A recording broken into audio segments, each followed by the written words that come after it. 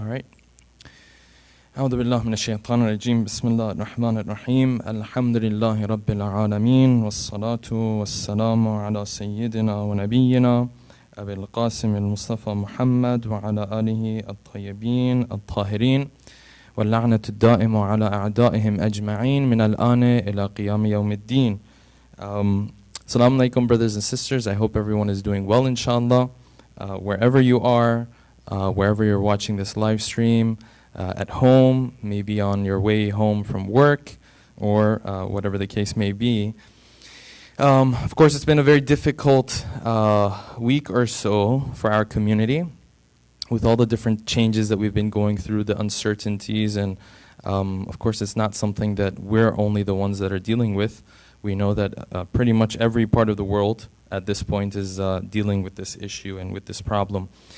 But the hadith says that when a bala, a difficulty, once it encompasses everybody, it becomes a little bit easier to deal with, right? And this is really what this situation with this bala and this test of Allah subhanahu wa ta'ala, what we are dealing with these days. So hopefully everyone is staying safe, and we are taking our precautions, and we're taking it seriously. If there were those who weren't taking this seriously before, at this point, I don't think there is anybody who won't be taking it seriously at this point. Having said that, inshallah, tonight we're going to be doing two things. We are going to be commemorating the shahadat of our beloved seventh Imam, salawatullahi wa salamuhu alayhi.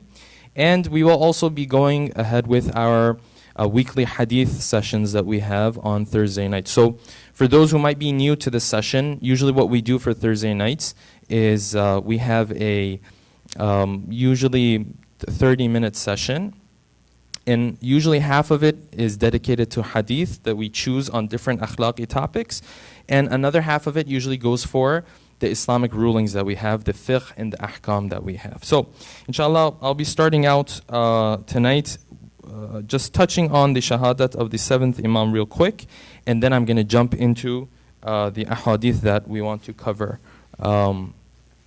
that have to do with the topic of hopes and dreams. So, commemorating the shahadat of the seventh Imam, we know that each of our Imams were given certain titles, they were given certain names, and the reason why these names or these titles were given to them was mainly because these titles or these names were the ones that would show up and manifest themselves the most in their lives.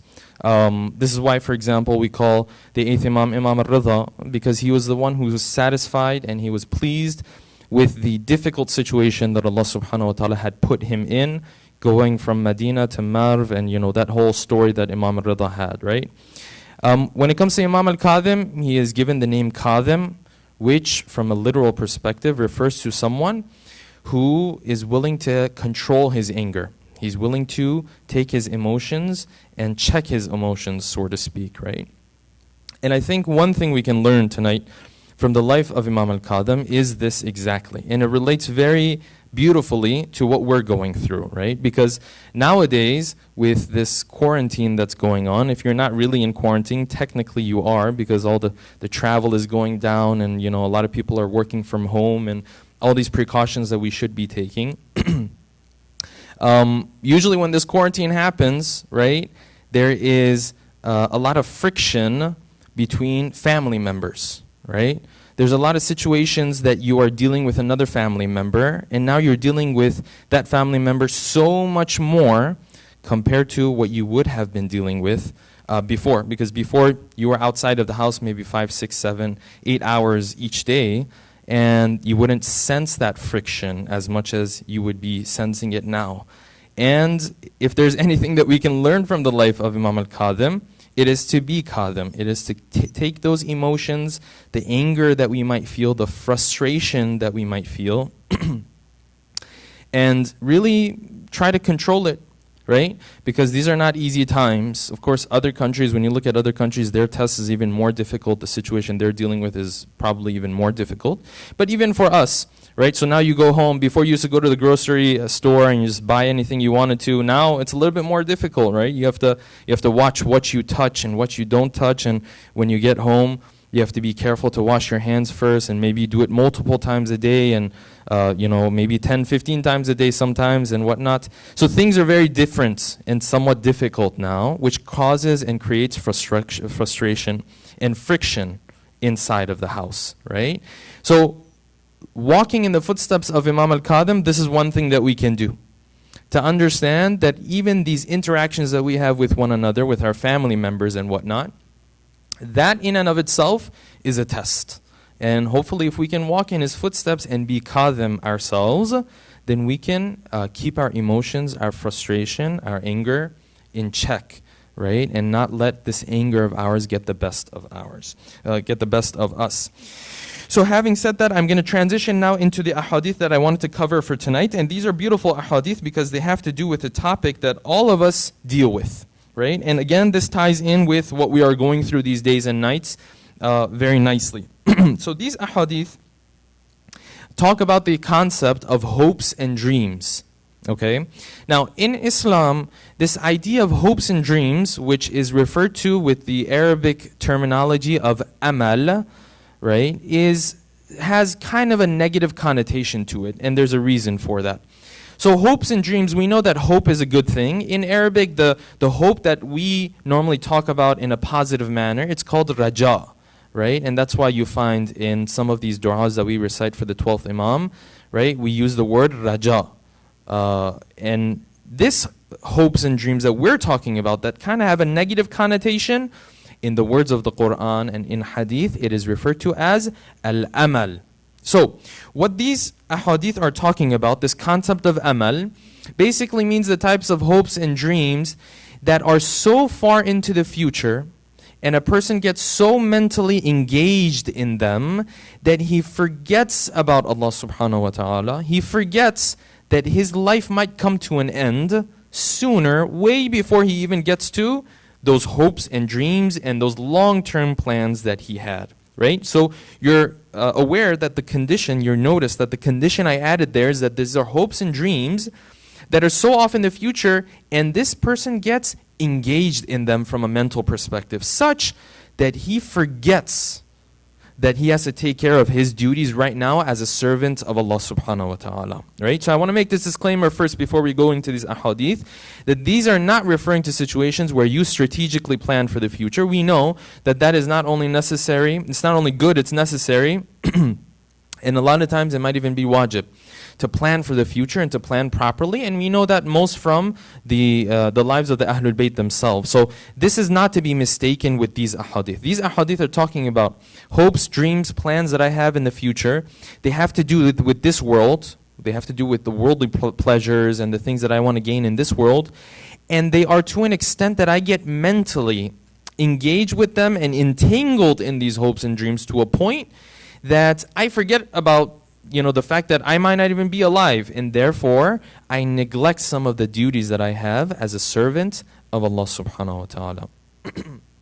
So, having that in mind, I want to share some of these ahadith in situations from the life of the Prophet and the Ahlul Bayt, where they took advantage of different situations to make them teaching moments for people, to show them and to remind them that you should not get too entangled with your hopes and your dreams, to a point where you neglect your duties as a servant, to a point where you forget that you might leave this world before you ever get a chance to come across or fulfill those hopes and dreams, right?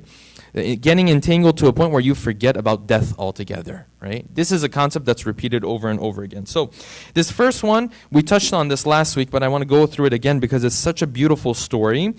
It's a story about the Prophet. وَرُوِيَ أَنَّهُ صَلَّى اللَّهُ عَلَيْهِ وَآلِهِ أَخَذَ ثَلَاثَةَ أَعْوَادٍ. It's been narrated that the Prophet one day with his companions, he was there with his companions and he took 3 pieces of wood, right? And he started to plant these 3 pieces of wood around him in different positions and in different locations. So, what did he do? He took one of them, فَغَرَسَ عُودًا بَيْنَ يَدَيْهِ. He took one of them and he planted this piece of wood right in front of him. وَالْآخَرَ إِلَى جَنْبِهِ. And he took the second one and he put it to his side, right beside him. So these 2 are naturally very close to the Prophet. Then he took the third one, وَأَمَّا الثَّالِثُ فَأَبْعَدَهُ, and then the third one, he put it very far away. He put it like further away, right? This one in front of him, one to the side, and then the third one was very much far away from him. And then he turned to his companions. He said, وَقَالَ هَلْ تَدْرُونَ مَا هَذَا? He said, do you guys know what I'm doing? And the companions replied, they said, قَالُوا اللَّهُ وَرَسُولُهُ أَعْلَمُ. The companions replied, they said, no, Allah subhanahu wa ta'ala and the Prophet know better. Which was a common phrase they used to use at that time to explain, to respond to the Prophet. Because there was a lot of times the Prophet wanted to teach them something, but the way he would teach them was, he would ask them, do you guys know this? Right? And then they would respond, no, Allah subhanahu wa ta'ala and His Prophet know better. In other words, we don't know, why don't you go ahead and teach us? Right? So this is how they were answering the question of the Prophet, and this was a common phrase, and you find it in many ahadith of ours. So they said, no, why don't you go ahead and tell us, قال, this is the Prophet explaining what these three pieces of wood are all about. قال هذا الإنسان, he said, this one that I put in front of me, this is the human being. Right? Out of those three, he put one in front of him. He said, this one is the human being. Okay. And then he pointed to the one beside him. He said, وَهَذَا الْأَجَلِ, the one that's very close to the human being. It's right beside him, meaning that it's very close to him. This is his ajal. This is his time of death. This is that moment that comes that he's not going to be here anymore. Okay? And then you said that third one that I put that was further out, وَهَذَا الْأَمَلِ, that is his hopes and his dreams.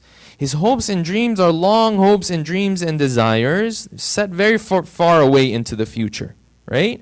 And then he explains, يَتَعَاطَاهُ ibn Adam, the human being is looking, he has his eye set on his hopes and dreams, that piece of wood that's further away. But what he doesn't understand, وَيَخْتَلِجُهُ الْأَجَلِ دُونَ الْأَمَلِ, but before he can even get to those hopes and dreams, this ajal that's sitting right beside him will get to him. In other words, before he can actually get there, the ajal will come and he will leave this world. He has all these hopes and dreams to a point that they make him forget about his ajal. They really think that they're going to get there. He's going to get to those hopes and dreams. But before those hopes and dreams even get a chance to actualize in his life, he's gone. It's time for him to go. And the human being has been ghafil. He has been oblivious when it comes to this fact, right? So that's one hadith. In another hadith, Allah subhanahu wa ta'ala, this is hadith Qudsi, that Allah subhanahu wa ta'ala was speaking to Musa alayhi salam, and He told Musa the following, Ya Musa, la tutawwil fi dunya amalak. When it comes to worldly things, don't have, all these hopes and dreams that will take you away from me. Okay. لا تطول في الدنيا عملك فيقسو قلبك, because when you do that, your heart, it becomes hard. Right? And then he continues, وَالْقَاسِ الْقَلْبِ مِنِّي بَعِيدٌ, and a person whose heart is hard, this person is not close to me. He's further away from me. Right? Essentially, this person gets so entangled with the dunya, he forgets about the akhirat. His heart doesn't have that spiritual aspect to it anymore. It doesn't have that soft spiritual touch to it anymore, because he's so entangled in what's going to happen here and what's going to happen there. All of this ties in so well with the things that we have in mind, right? Because this whole situation that we're actually living through right now, this COVID-19 situation that we're living through right now, and that's the reason why the masjid is so empty right now. So many people had so many plans that were supposed to happen during these days and nights, right? So many people had so many investments, right? Jobs, markets, everything. And in the blink of an eye, maybe it took 3, 4, 5, maybe a week or a month for us, but really it felt like a blink of an eye. In the blink of an eye, before you know it, all of your plans, and all of my plans, and all the plans that everyone has is up in the air all of a sudden. This is literally us having hopes and dreams for the future. Sometimes because we have these hopes and dreams, we get so entangled with them that we forget about the basic duties that we have, the things that we're supposed to take care of. We forget that our life might come to an end. We get so entangled with them. And then before you know it, sometimes this ajal comes, Now for ajal, usually it's the time of death of a person. For many of us, that hasn't been the case. But ajal in the sense that these hopes and dreams that you had, they're all uprooted, they're all undermined, right? And this is hopefully a wake-up call for all of us, right? This is a good wake-up call because it's not a wake-up call where you've lost your opportunity now. It's a wake-up call where you're still alive. You still have an opportunity. This whole situation, we had all these plans. They're all up in the air now, right? This is a wake-up call that this is exactly how our life is going to be. All right, and inshallah, we're going to get through this, and life will carry on once everything settles down. But this is a wake-up call that this is just how the human being always has hopes and dreams in his mind. But when the ajal comes, it doesn't wait for your hopes and dreams. So you need to prepare for the ajal, and I need to prepare for the ajal. I'm going to move on a little bit faster because we're running out of time. In another hadith, the Prophet, he really puts into perspective what it means to not allow these hopes and dreams to get the best of you. As I mentioned, in Islam, you're supposed to plan strategically for the future, and at the same time, you're supposed to be prepared for your death. It's a balancing act. It's a very fine line. It's not an easy thing to do. But this is what the Prophet tells one of his companions if he wants to be able to do this. He says, قال رسول الله صلوات الله عليه يا ابن مسعود, O son of Mas'ud, قصر أملك. Cut down your hopes and dreams. Cut them short. So what does that mean? Don't plan for the future? No, that's not what it means. Now he explains what he means exactly by that. قال فإذا أصبحت, when you wake up in the morning, فَقُلْ إِنِّي لَا أُمْسِي, you go about your lifestyle in a way and you tell yourself, I probably won't make it to nighttime. What does that mean?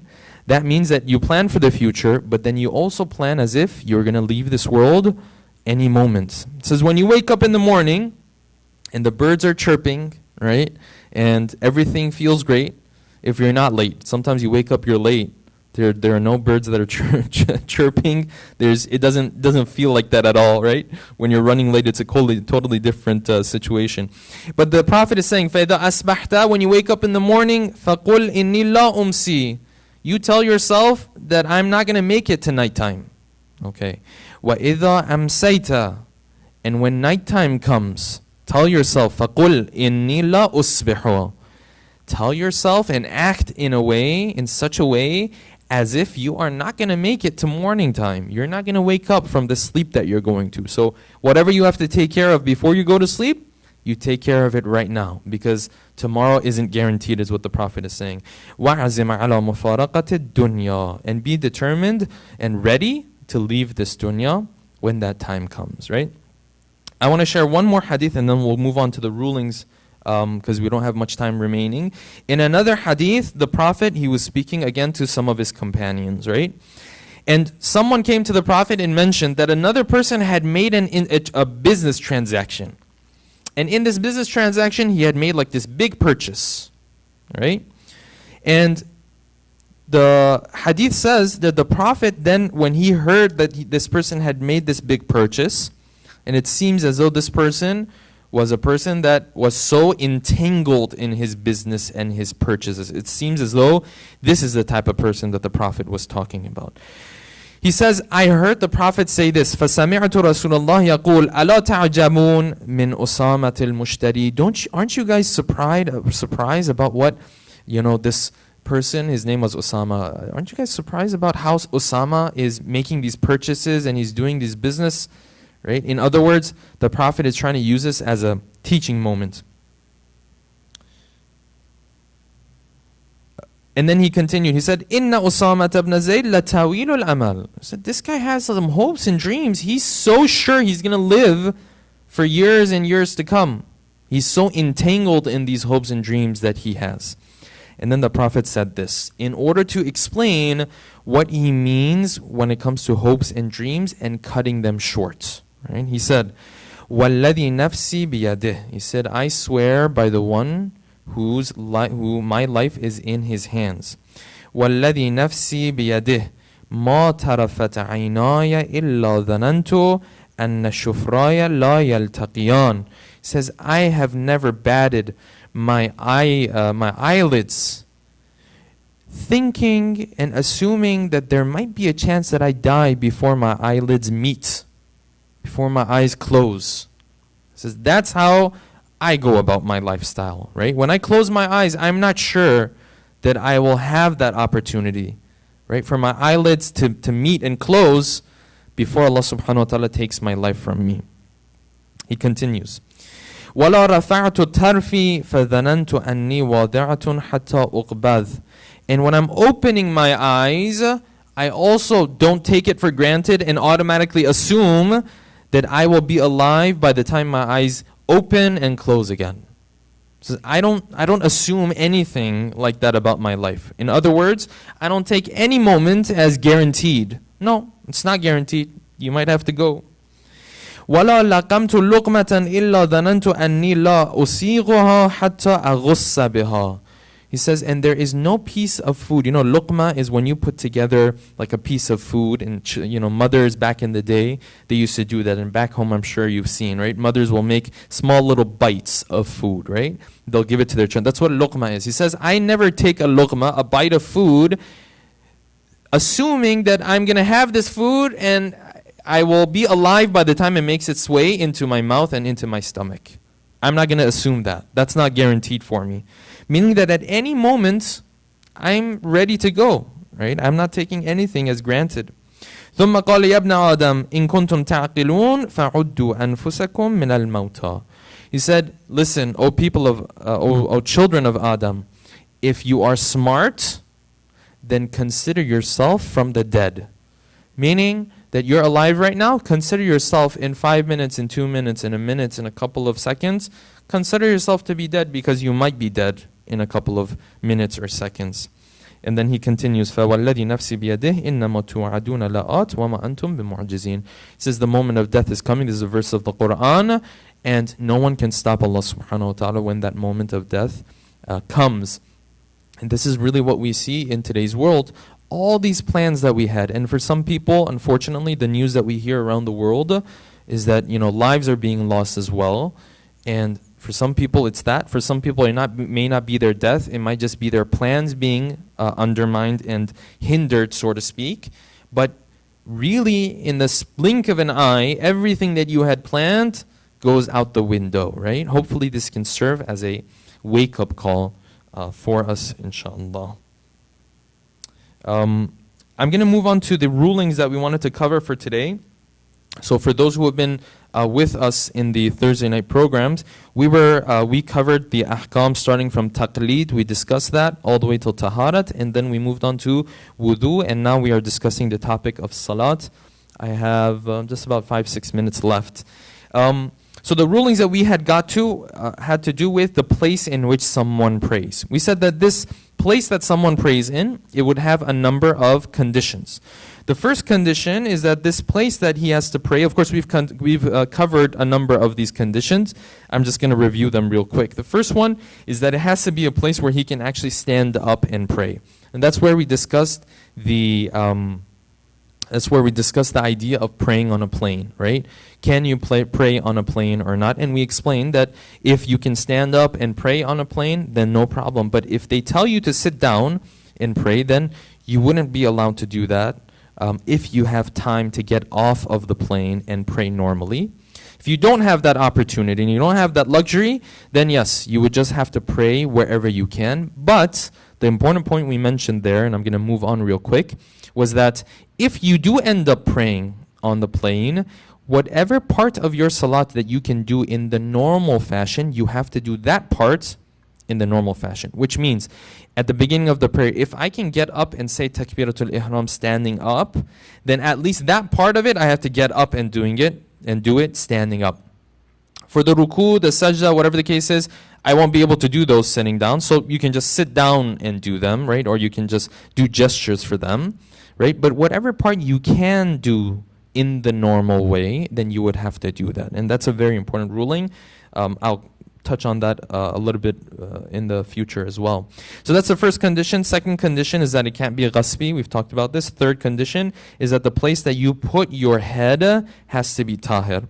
A lot of people are under the impression that the place that you pray, all of it has to be tahir, and this is not the ruling of Ayatul Sistani. His ruling is where you put your head. So in essence, your turba has to be tahir. Now, the ground on which you are praying, if it is najis and it is wet, yes, that would be a problem, and because then your clothing will become najis. And when you pray, the clothing that you wear, obviously, cannot be najis in those situations. Fifth condition is that men and women can't pray beside one another. We talked about this last week. We said Ayatollah Sistani has ihtiyat wajib on this.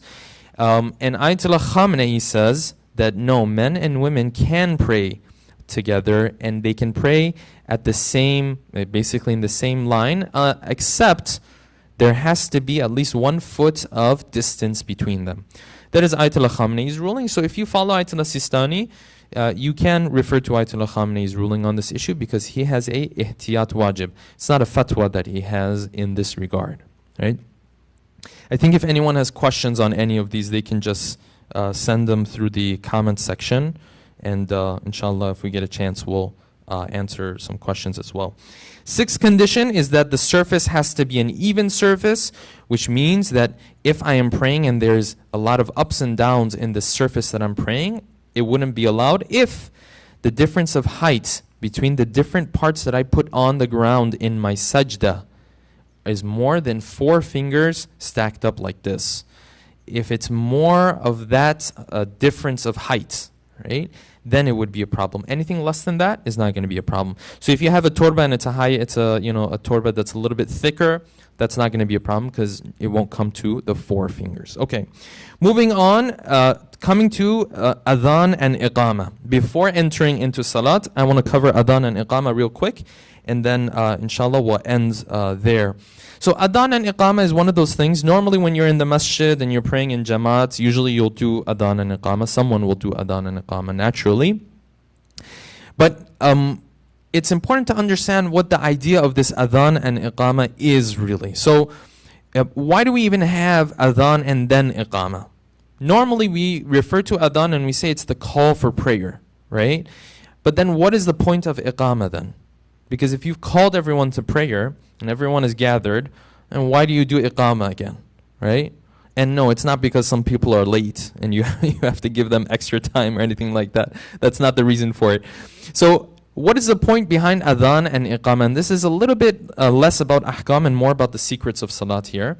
But I'll touch on this real quick. So Adhan is for a call of prayer.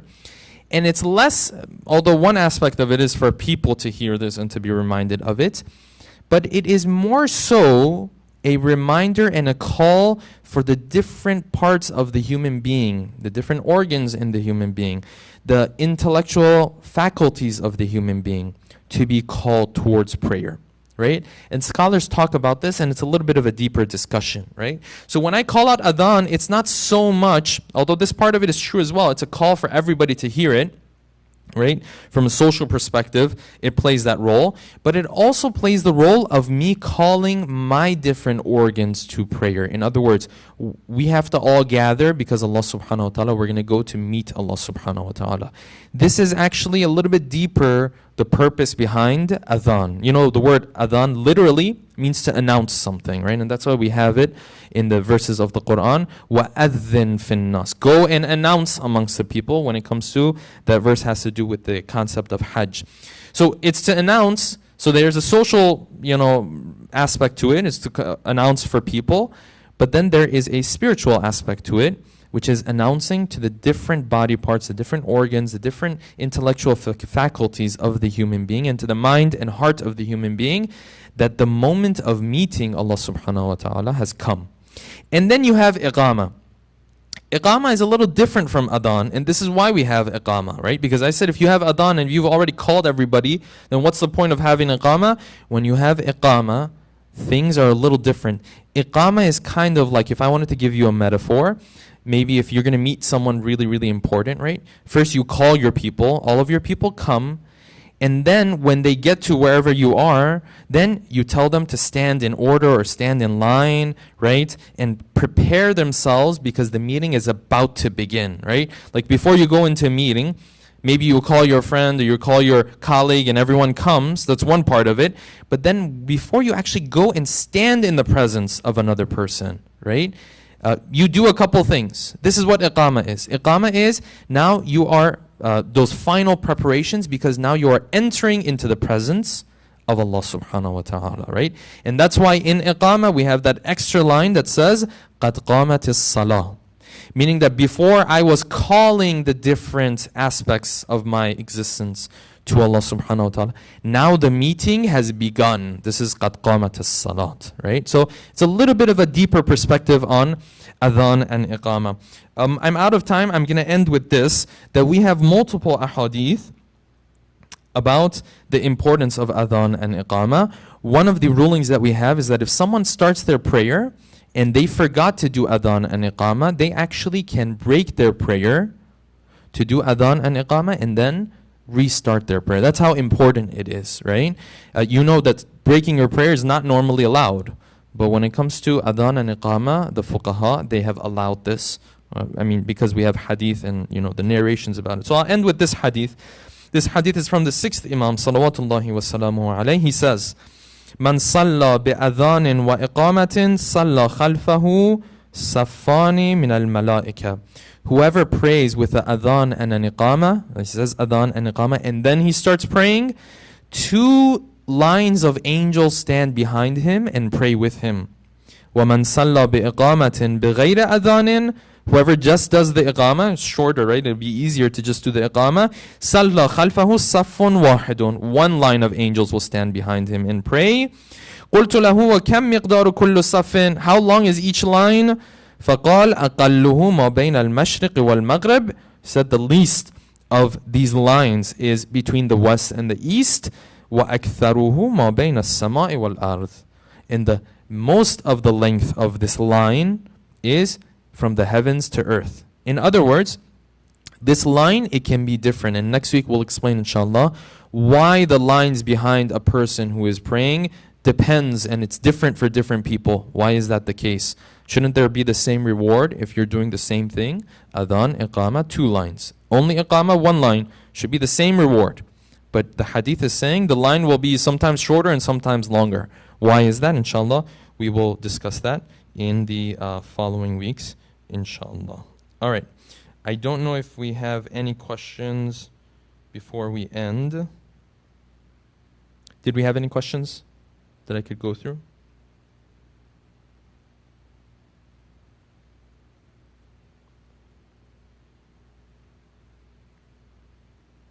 All right, I don't see any questions here. So inshallah, we will end and inshallah keep all of us in your du'as. We pray to Allah subhanahu wa ta'ala that during these days and nights, inshallah, we can pass this test. Please do look out for your fellow brothers and sisters. Alhamdulillah, there's some good initiatives that have started in this regard. And if you can support these initiatives, that would also be awesome.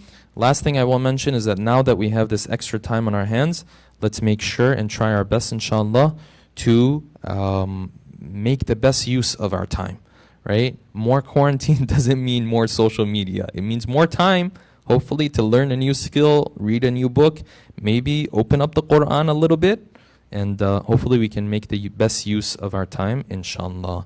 Wassalamu alaikum wa rahmatullahi wa barakatuh.